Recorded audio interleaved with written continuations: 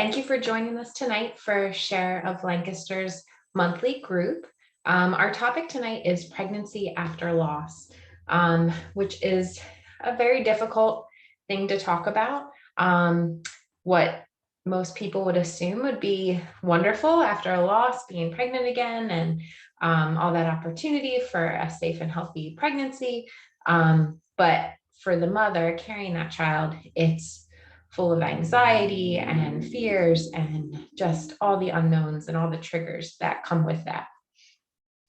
So first, I found this article, which I think was really, really helpful, and I just want to share with you guys. And it was put online by Return to Zero Hope. And they just talked about just how close to within a year to 18 months after a loss, most people will be pregnant again. And that's 50 to 80% of couples. So it's not giving you a lot of time. Most couples kind of go right into it, or you're in like a fertile period. And then it kind of just hits you, the impact of those weeks and those appointments and everything that comes along with all those fears of just going through what you went through over again, or it being, even worse. So there's just so much fear wrapped into it. So they just kind of give us some helpful ideas on what we can do. And then after kind of going over some of this, then I'll kind of share what my thoughts were and questions that I asked Dr. Wu, just with her being in maternal fetal medicine and her experiencing all different kinds of pregnancies and the sensitivities that come with pregnancies after loss, just some of the things that her practice is doing, and maybe looking for a practice to do things similar to what they're doing to support all of their moms. So first, we're just going to kind of go through some of the ideas that might be helpful.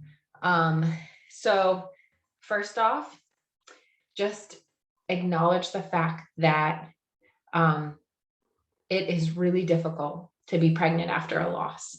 Acknowledge that, give yourself compassion and grace, and just know that it is not, no one after a loss is going to feel like that first pregnancy when you're kind of maybe not naive, but you assume everything's going to work out.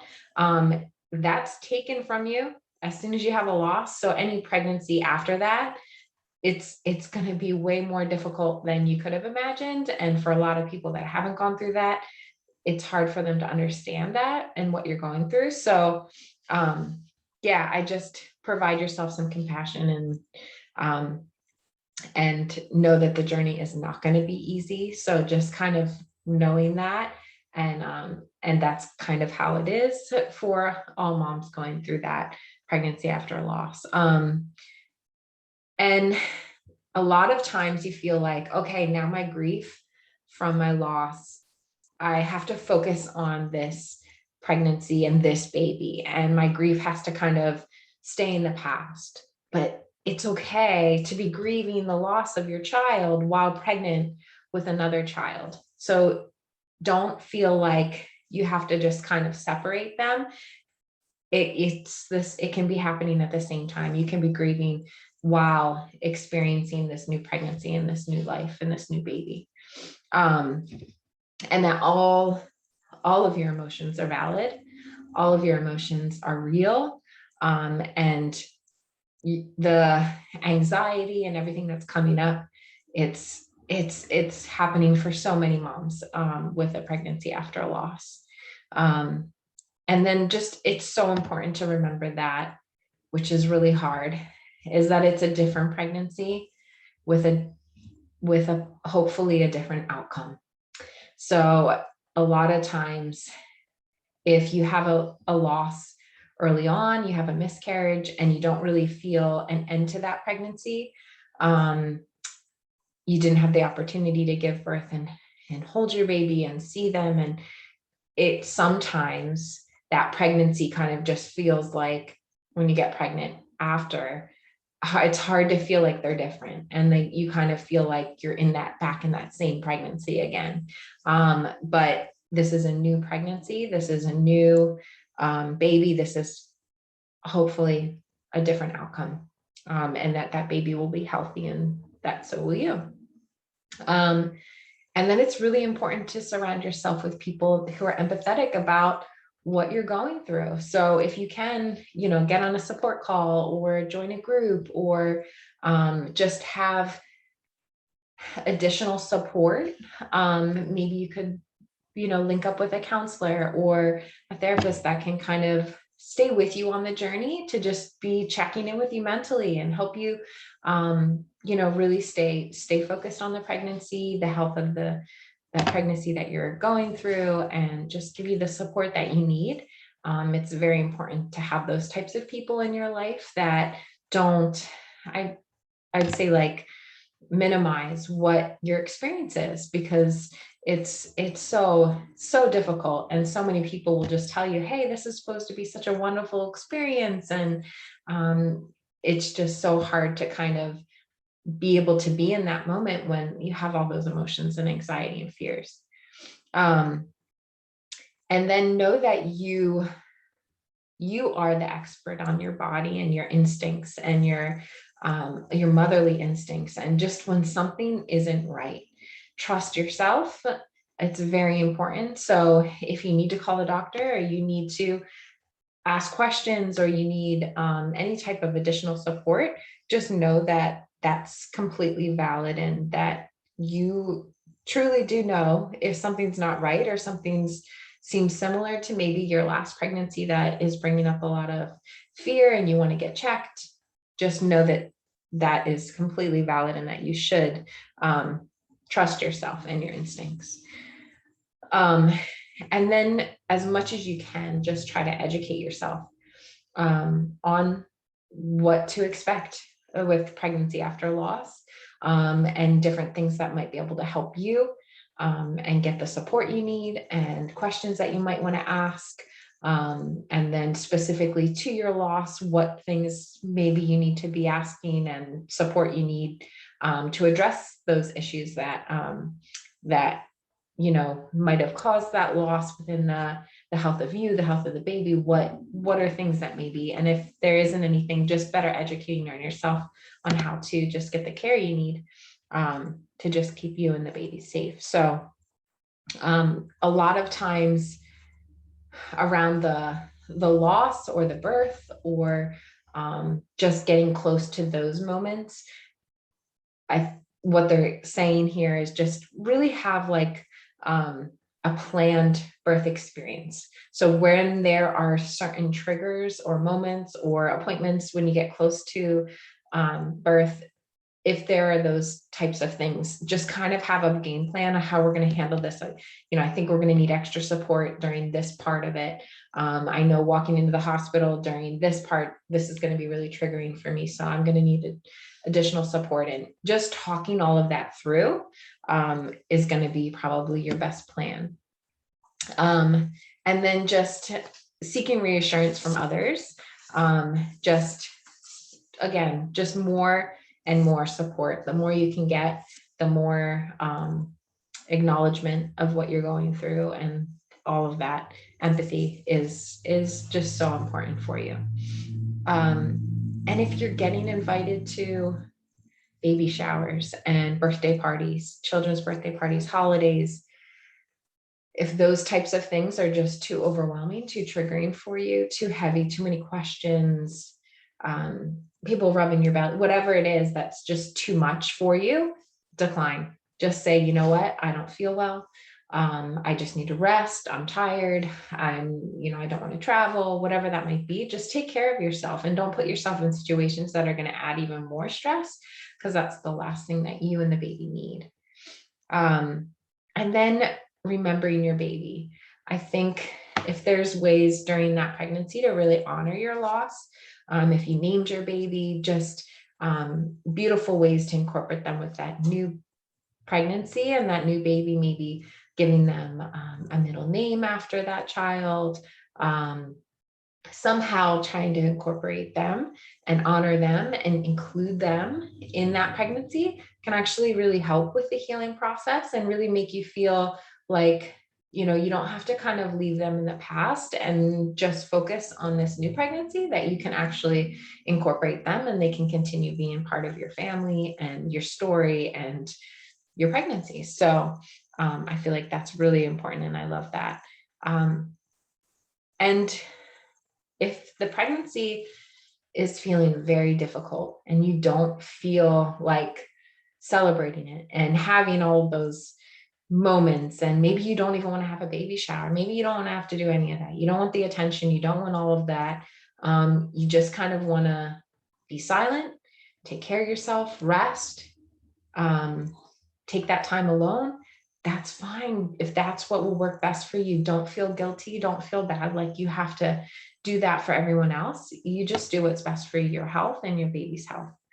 And then just let go of all the guilt, because you're going to have so much guilt and you're going to feel like you can't find any joy and any hope in the pregnancy. And you're going to feel bad about that. Like, I should be just focusing on this baby. And I don't know why I can't just be happy, but I'm just feeling, but it's okay. You just have to let yourself go through that. Like, it's the best way to describe it is just pregnancy after loss is just pure survival mode for you and baby. And it's like holding your breath the entire time. And until that baby is here and safe and you are healthy and they're healthy. And it's how it is. And I feel like everyone I've spoken with and everybody I've talked to says that they feel the same, that it's just like holding your breath for 9 months, and it's a lot and it's so taxing. And anything you can do to get support, encouragement, just letting yourself go through all of the emotions that come with pregnancy after loss. So those are just some ideas, but after talking to Dr. Wu, I did ask her specifically, when you're working with your doctor and your OB and you're kind of making plans for the pregnancy, what I think is just a beautiful thing that they do is, they have their timeline of when they're going to do ultrasounds and when they're going to do their checkups. And that's pretty standard for all expecting moms. However, if it is a pregnancy after a loss, they take specific attention to the date of the loss. So if your loss was, let's say 16 weeks, 28 weeks, 35 weeks, whatever that might be, they're going to see you a lot more around that time, because they know how difficult those times specifically are for you. So whatever that loss is, about 2 weeks prior, they would start seeing you a little bit more frequently. And then once you kind of get past and you feel, okay, I've gotten past that, I feel more comfortable, and then you could kind of go back to the normal recommendation, whether that be 4 to 6 weeks that they see you. But what she was explaining is, so if you're going to see the doctor and you're kind of at once a month with both, and you'd be getting a checkup with your OB, and then you'd be having a checkup, what she's saying is, instead of kind of, most people would say, well, they're around the same area, I'll try to schedule both appointments at the same time. But what she said is, if you stagger them, you can end up actually getting checked by a doctor every 2 weeks. And so stagger them every 2 weeks apart, and then you'll get the support that you would need during that time. She said, so as for some women, the way that they set it up, they can be seen even sometimes once a week, if that's the kind of care that they need and support that they need. And then just some other questions I had asked, because a lot of people have a lot of anxiety, and the first thing that they might want to do is say, I need to be seen every week, or I need to get reassurance as often as possible. And she said, though they would love to do that, there are restrictions there with insurance and how they can make that work. And it is pretty taxing to be able to do that every week. But there's just different ways that you can kind of talk to them and figure out a way to get through those weeks and the in-betweens when you're not really that sure. She said even people who choose to buy an at-home Doppler, she said she's opened that up to her patients that, hey, if you want to bring it in here, I'll show you how to use it, because my biggest fear is that you wouldn't know how to use it and it could cause even more anxiety. So I would rather, if that's your choice and you want to have that as a reassurance, make sure, bring it in, I'll show you how to use it, and then you'll be able to have that extra security when you're at home.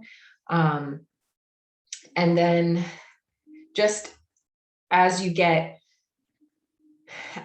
closer, and there is kind of that time where you're like, okay, well, I'm having a lot of fear and anxiety with delivery. She said, again, sit down, kind of make that birth plan with them, okay, well, if we do this, if we're going to do induction, what is that going to look like? And when can we do that? And when is, I know my risks, but what's the soonest we can do that so that we can get baby here safe?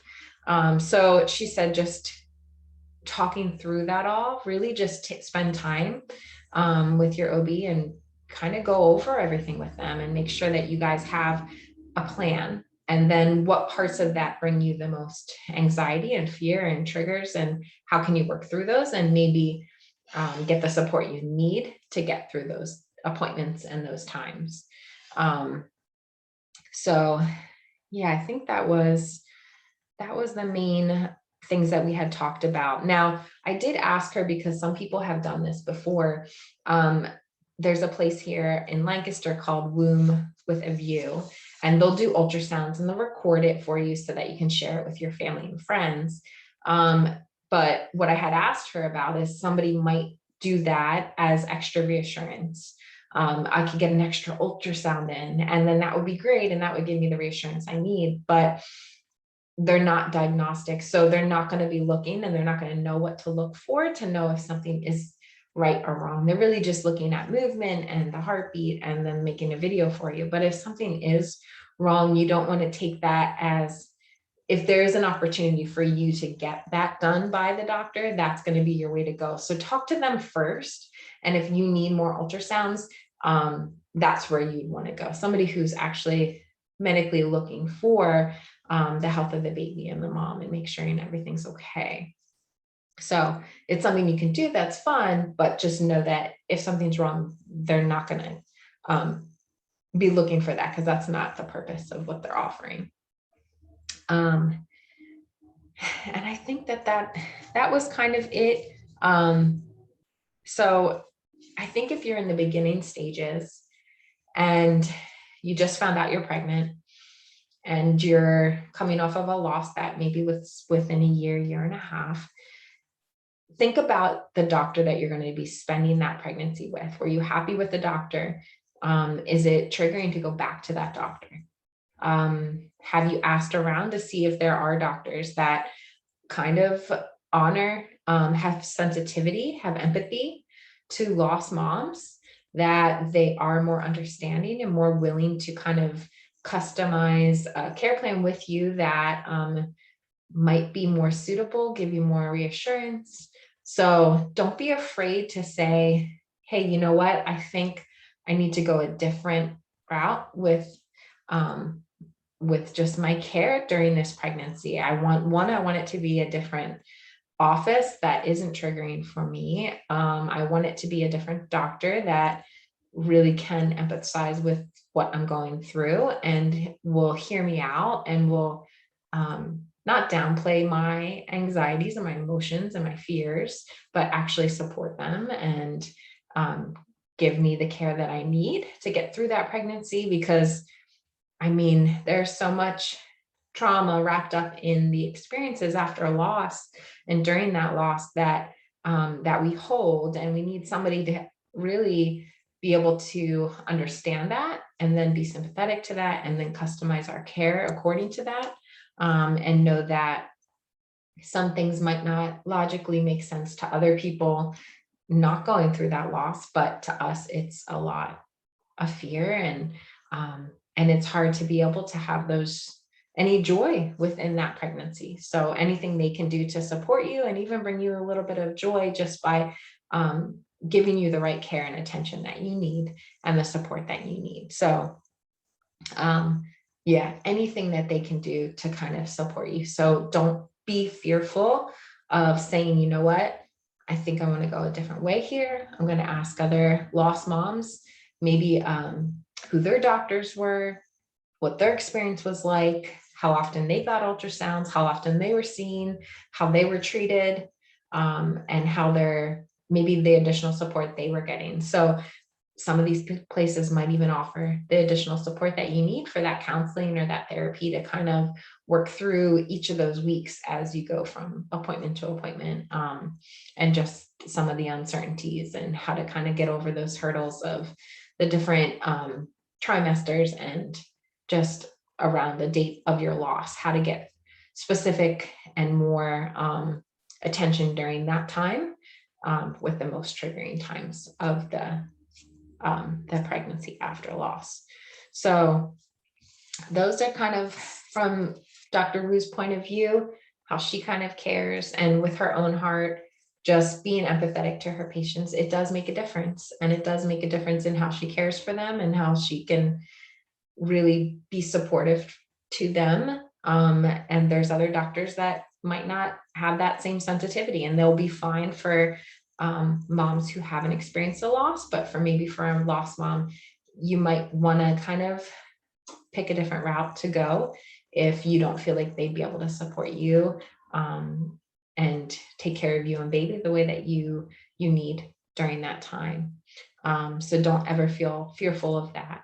And we are always here. Share of Lancaster is always here to support you, to give you all of the support that you need during that time. And if you did attend one of our burials after your loss, we can continue to support you and honor you and your baby and make sure that they're included and that you always feel that there's a place for them.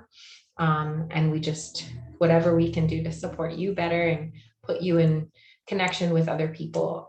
We just want to make sure that your pregnancy after a loss is just in knowing how difficult it's going to be, that we can do everything in our power to ease some of that anxiety and fear and heaviness, and just be able to honor your baby with you and talk about your baby and honor your new pregnancy and your new baby and kind of keep them all together and instead of trying to separate them. We really want to learn to integrate everything and all of our babies and experiences together. So if there's any questions that you have that specifically that we can ask Dr. Wu, we would be happy to take those questions and get them answered for you. If you have you need any recommendations, we have groups of moms that we can kind of give experiences and maybe give you some doctors' names or advice on what might be a better route for you this time in this pregnancy, to help you get through it, because it's there is no easy way to get through it. Just like I said, it is kind of like survival mode and just holding your breath. So if you can get the support you need during that time, then that's going to be the best thing to get you through it and get the baby and you safely through that pregnancy. So but we thank you so much. And again, we're so grateful that Share has been able to support you, and we hope to continue supporting you in the future. Next month, we're going to talk about, our topic is just another year without you, and just how, even though we had, I guess, hoped that every year that goes by after our loss, it would get easier. It's unfortunately, I don't think it gets easier. It just gets different. And we learn to carry it differently. We learn to incorporate our babies differently. But the years, even though they keep going by, the timing doesn't really make it easier. It's just we develop new tools and new coping and new ways to kind of get through the years without them. So we'll be talking about that, just that coming into the new year and what that looks like, and maybe some of your expectations of what 2021 would have looked like, and maybe it didn't, and what the coming year might look like for you. So we hope you can join us then. And our next burial is in January. So all of our details are on the website, Share of Lancaster. You can go there to get all of the events. We have another event coming up in March. We'll be posting a save the date for that soon. So just keep your eye on our Facebook page, Instagram, and on our website, and you can get all the details there. So thank you so much for joining us tonight, and we'll see you next month. Okay, bye.